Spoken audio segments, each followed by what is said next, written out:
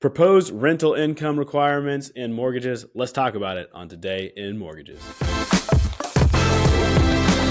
Hey, what's up, Dreammakers? Welcome back to the show. We're talking about what's real, what's hype, and we should actually be paying attention to out there in the world of mortgage and real estate news. It's Today in Mortgage. Rich, we got an interesting one today talking about a proposed new rule. But before we get there, how you doing?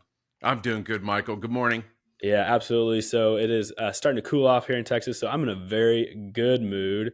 And we got an interesting article to talk to about today. I'm going to read you the title and ask a question. FHA proposes looser border income requirements for qualifying. This word border here, Rich, just making sure we're not talking about the United States border, are we? We are not. We're talking Okay. about BOARDER.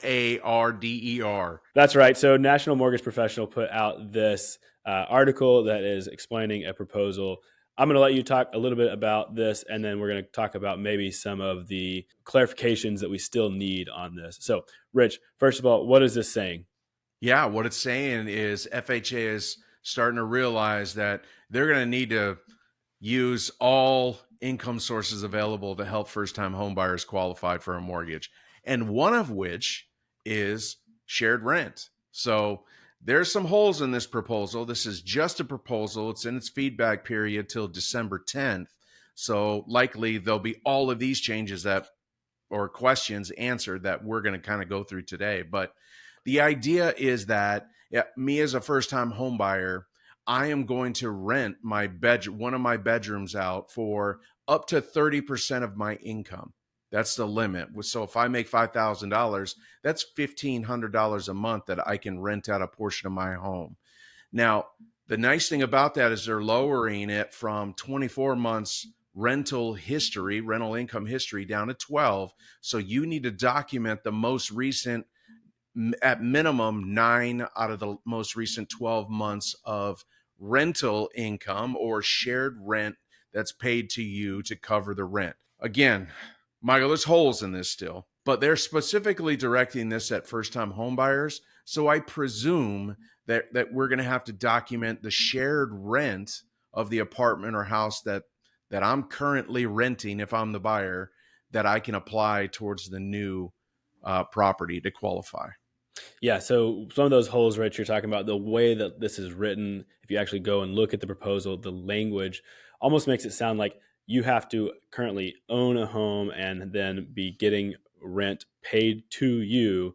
But again, we're talking about first-time home buyers here, so it doesn't really make sense. So, Rich, you talked a little bit about this in the opener, but what is the ideal situation that this would cover, and how is that going to help people? So the ideal situation is, assuming all the guidelines are cut and dry, when they finally get released, is that I can document that my roommate is going to live with me. My roommate has paid X dollars over the last 12 months.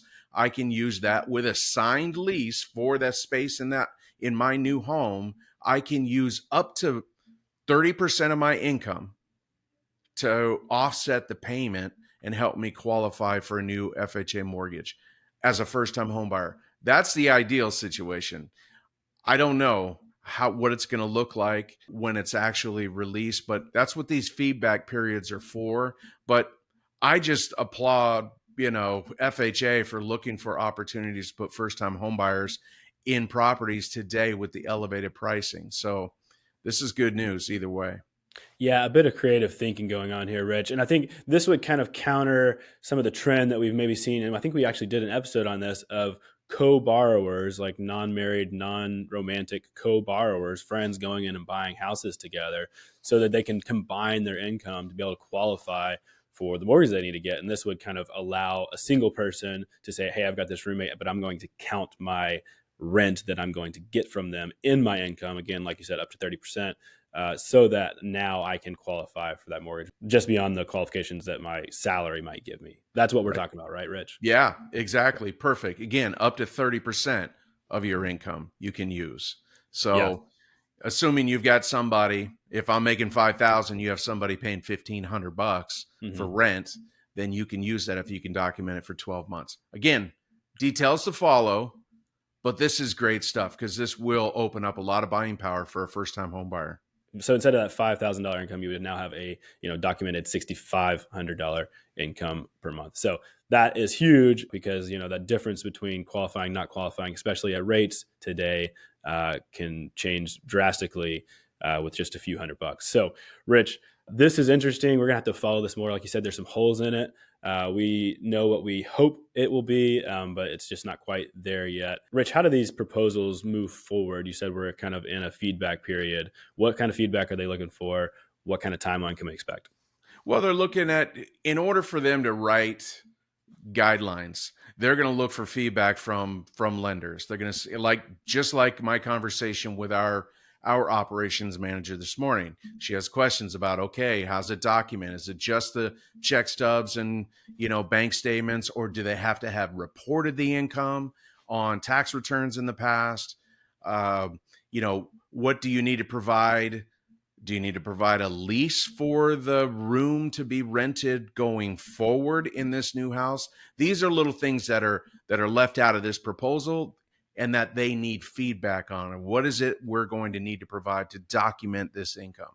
So that's what these periods are for. And so hopefully sometime mid-December, maybe late December, we'll have a formal mortgagee letter from FHA to show us guidance on how to make this happen.